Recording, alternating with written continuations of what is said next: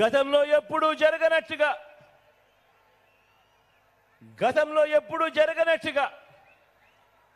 ఏకంగా 2,70,000 కోట్ల రూపాయలు.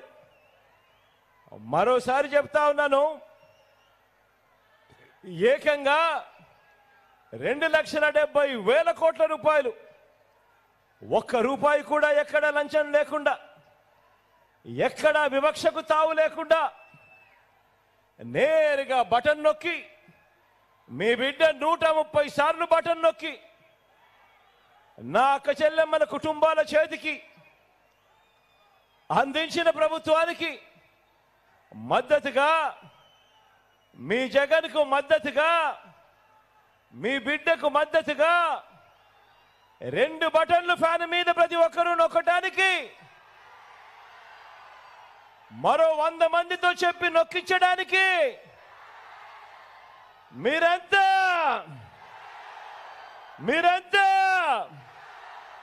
సిద్ధమేనా అని అడుగుతా ఉన్నాను. ఈసారి జరగబోతా ఉన్న ఎన్నికలు ఈ కురుక్షేత్ర యుద్ధం చంద్రబాబు మోసాలకు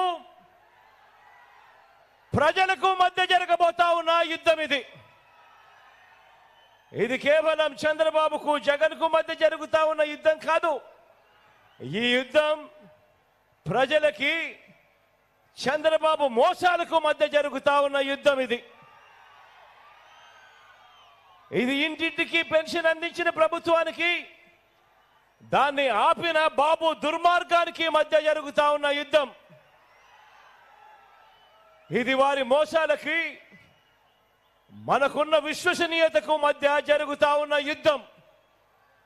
ఈ అబద్ధాల బాబుకు 2 వంతలు. ఒకరు దత్తపుత్రుడు, మరొకరు ఆయన వదినమ్మ. ఈ ముగ్గురు కలిసి రోడ్ల మీద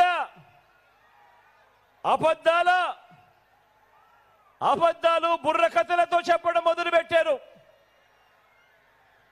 బాబు మోసాల బుర్రకథను వారిద్దరూ కూడా తానా తందానా అంటూ ఈ మధ్యకాలంలో వాళ్ళందరూ కూడా రోడ్ల మీద కనిపిస్తా ఉన్నారు.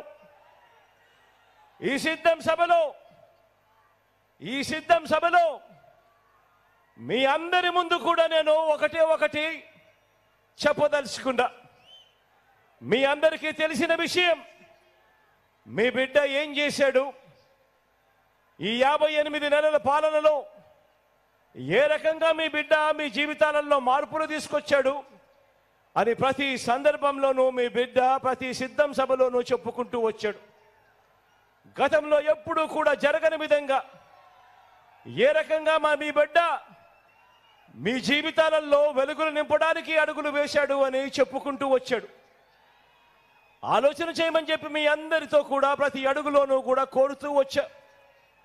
గతంలో ఎప్పుడు ఇంతకు ముందు జరగని విధంగా ఈ 58 నెలల కాలంలోనే ఏ రకమైన మార్పులు మీ బిడ్డ తీసుకొచ్చాడు అన్నది ప్రతి సిద్ధం సభలోనూ మీ అందరికీ కూడా చెప్పుకుంటూ వచ్చా. ఈరోజు నేను మీ అందరికీ కూడా ఒకే ఒక్క ప్రశ్న అడుగుతా ఉన్నాను. మీ అందరితో కూడా ఒకే ఒక్క అంశం మీద ఇంటికి వెళ్ళి ఆలోచన చేయమని కోరుతా ఉన్నాను.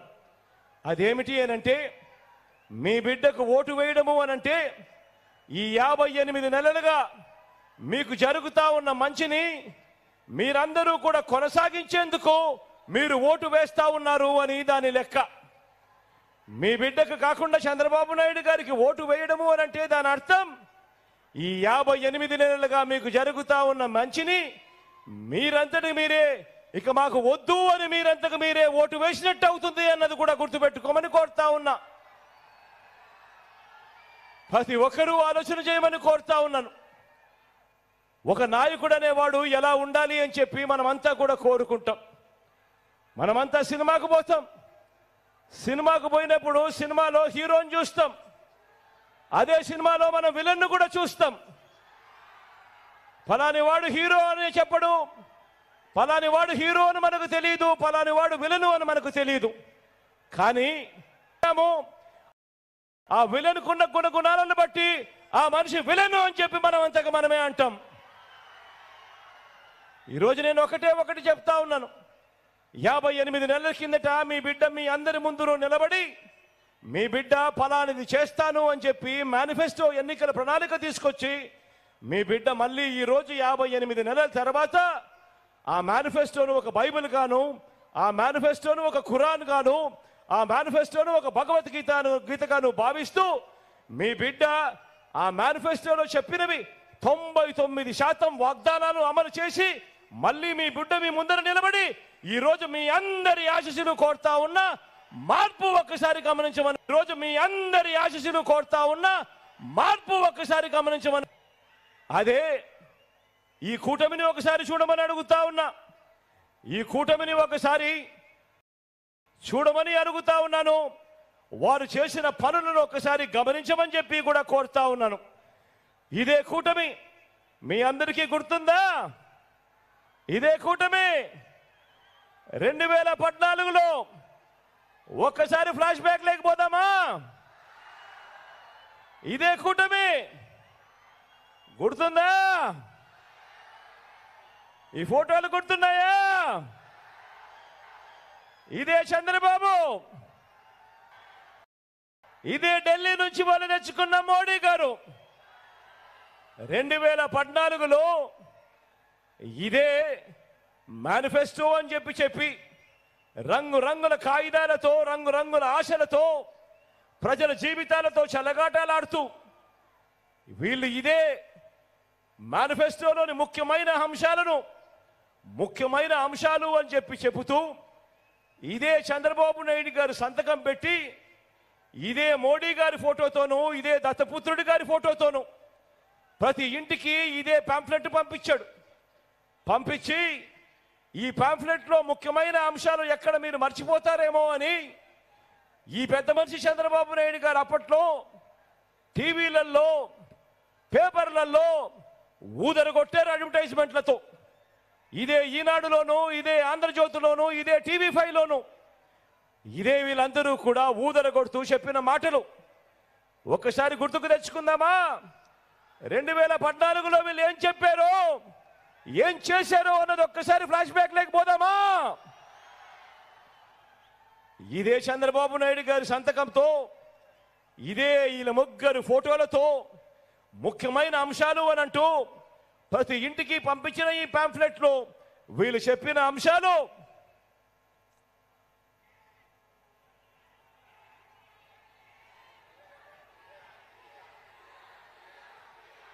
రైతు రుణమాఫీపై మొదటి సంతకం చేస్తాను అని అన్నాడు. 87,612 కోట్ల రూపాయలు మన రైతన్నలకు రుణాలు మాఫీ అయ్యాయా అని అడుగుతా ఉన్నాను మిమ్మల్ని అందరినీ కూడా. నేను ఇలా రెండు చేతులు పైకెత్తాలి, ఇలా ఇలా ఇలా ఇలా ఇలా ఇలా ఇలా ఇలా ఇలా ఇలా ఇలా ఇలా ఇలా వీళ్ళు చెప్పిన ముఖ్యమైన హామీలలో రెండవ అంశం చదవమంటారా?